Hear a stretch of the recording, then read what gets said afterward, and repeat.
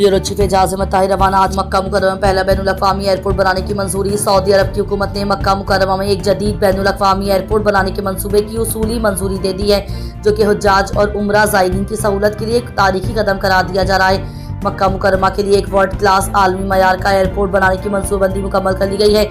इस मंसूबे के स्ट्रेटेजिक, मुआशी और सरमायाकारी पहलुओं की मंजूरी दी जा चुकी है। एयरपोर्ट की तामीर में प्राइवेट सेक्टर, निजी शोबा को भी शामिल किया जाएगा। फिलहाल ये मंसूबा इब्तिदाई मरहले प्लानिंग फेस में है और हतमी तामीराती टाइमलाइन अभी जारी नहीं की गई।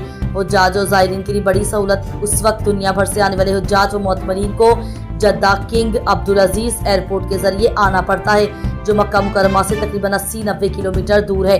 नए एयरपोर्ट की तामीर से ज़ायरीन बराह रास्त मक्का मुकर्रमा पहुँच सकेंगे, जिससे सफ़र का वक्त और मुश्किलात कम होंगी।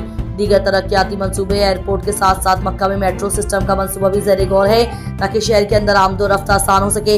ये तमाम मंसूबे सऊदी अरब के विजन 2030 का हिस्सा हैं, जिनका मकसद हज व उम्रा की इस्तेदाद और सहूलियात को बेहतर करना है। मक्का मुकर्रमा पहला बैनुल अक़वामी एयरपोर्ट बनाने का फैसला एक बड़ा और तारीखी कदम है, जिससे लाखों आज़मीन हज व उम्रा को बराह रास्त सहूलत मिलेगी।